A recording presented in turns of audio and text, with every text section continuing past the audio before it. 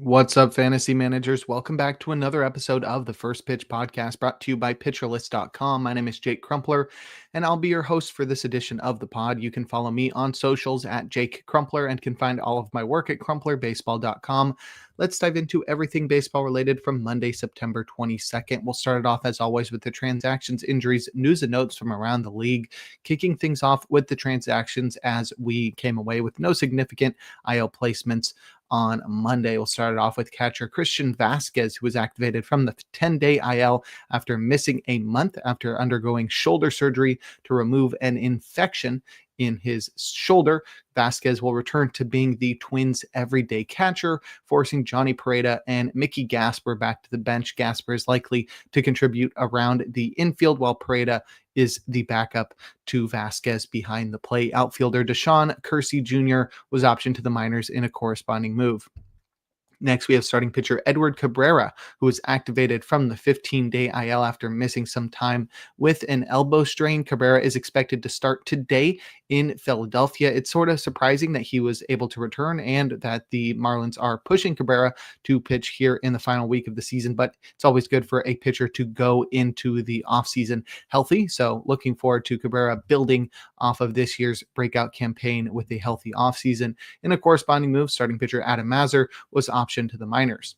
Next, we have catcher Adley Rutschman, who was activated from the 10-day IL after missing a month with an oblique strain. Rutschman will return to being the Orioles' everyday catcher, which will mean Samuel Basallo will see more time at DH, eating into Ryan Mountcastle's playing time. Infielder Luis Vasquez was optioned to the minors in a corresponding move to Rutschman's activation.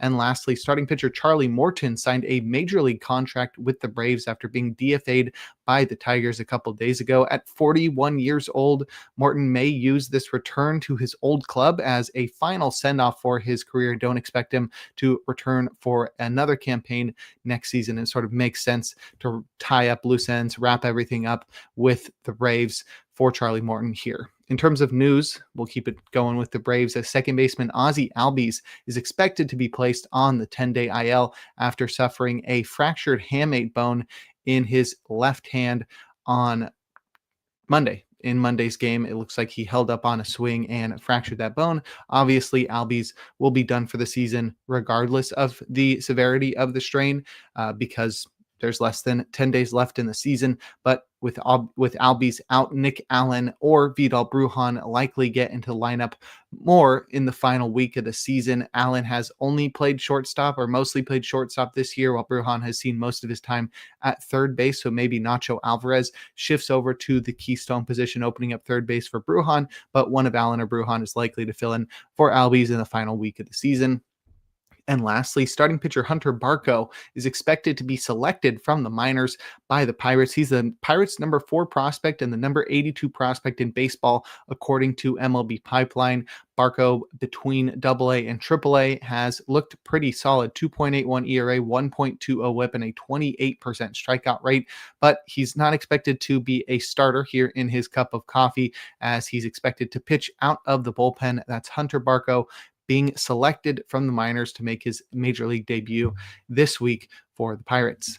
Now we can take a look at our notable performances from Monday, a day in which we had just 3 games on the slate. So we'll have just a select few notable performances to run through. We'll start it off with our hitters, leading off with outfielder Dylan Cruz, who did all he could, but the Nationals lost in Atlanta. Cruz went 1 for 4 with a run, a home run, and an RBI. It was his 10th homer of the year, and it traveled 389 feet at 105 miles per hour. And it's been somewhat of a disappointing first full season for Cruz. The second overall pick in 2023 has posted just an 81 WRC plus and a 653 OPS while missing about half the season due to injuries. There's still plenty to hang Cruz hat on for next year, though. He hits the ball relatively hard, topping out at 111 miles per hour, which is usually a pretty good indicator that a hitter will achieve an 800 or better OPS in the future. Cruz also has the prospect pedigree that points to better seasons down the line.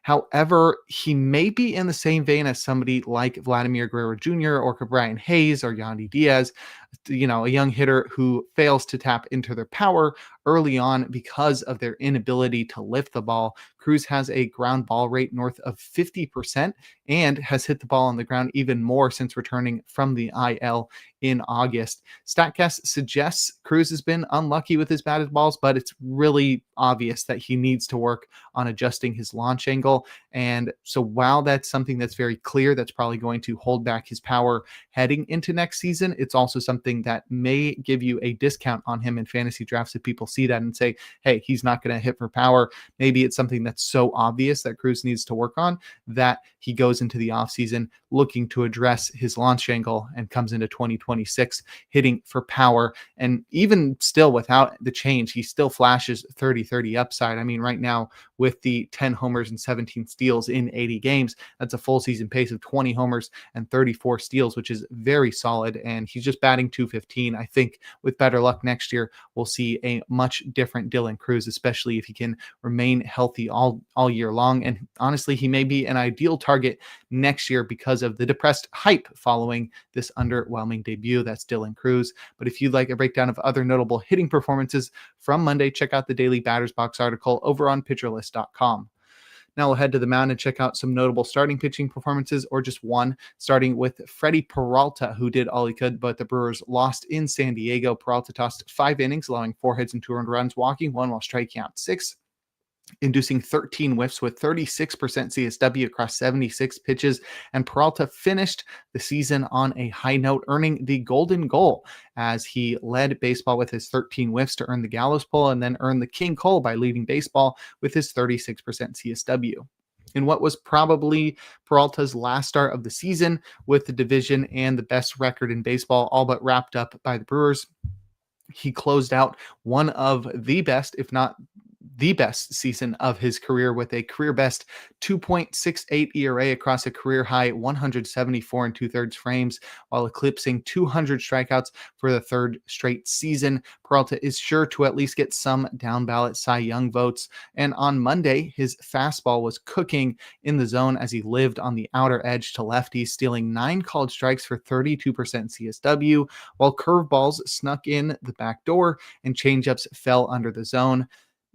Ultimately, his slider was his best pitch as it dominated against righties, inducing 7 whiffs with 53% CSW, leading to another dominant overall outing from the right-hander. The Brewers will be heavily reliant on Peralta's postseason success, with Brandon Woodruff on the IL and questionable for the National League Division Series, and no other experienced ace caliber starters on the roster. They got a bunch of Tobies pitching out of there. Quinn Priester should be solid. Jacob Mizorowski is electric, but there's nobody as reliable as Peralta. And so with Woodruff out, there'll be lots of reliance on Peralta by the Brewers to make it through that first round. They really have not had a lot of postseason success in recent years, despite making it so often. They have not made it super deep into the postseason. And I think Peralta's success in the postseason will be a key factor if they want to have a deep and extended run this October.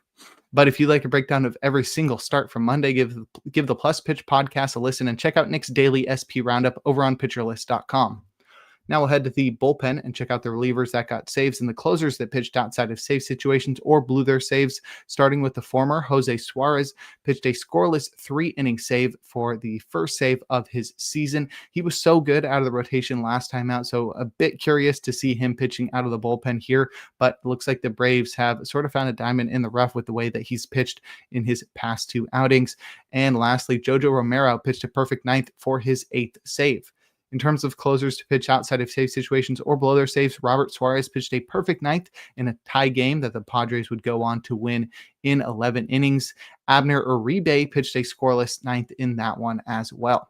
But if you'd like more information on relief pitchers, check out Rick Graham's weekly articles over on pitcherlist.com. And before I look forward to today's games, we're going to take a quick break.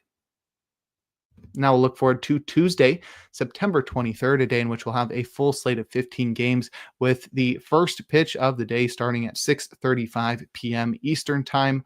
My matchup of the day is Tarek Skubal versus Gavin Williams. Not only do we have the likely AL Cy Young Award back-to-back winner in Tarek Skubal, but we have Gavin Williams, who has had a breakout campaign. And on top of that, you have the division battle here between the Tigers, who have held on to the division all year long, and the Guardians, who have had such a hot end to the season that have put them right on the precipice of being in a spot to make the postseason. So this should be a good battle between two really good pitchers, Skubal versus Williams, and two teams that are hungry to make the postseason. In terms of probable starters, we've got 7 guys in the auto starts tier, including Skubal. We've also got Christopher Sanchez versus the Marlins, Jacob deGrom versus the Twins, and Shohei Ohtani in Arizona. Our probably starts tier has 8 guys, and that's where we'll find our streamer of the day in Zebby Matthews in Texas.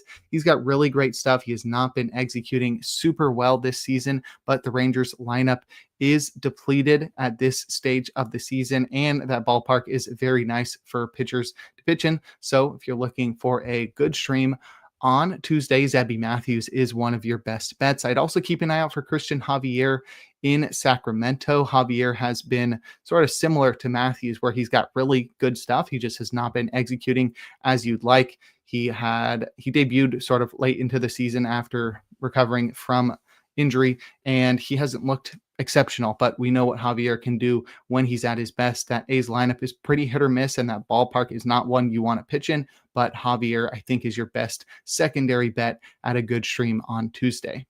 In terms of hitter suggestions, I got a few here for you, more than a few. I'd go for Brandon Lau versus Dean Kramer in Oriole Park. Lau has batted .313 with a homer and a .1013 OPS in 16 at-bats against Kramer. I'd also target John Kenzie Noel versus Tarek Skubal in Progressive Field.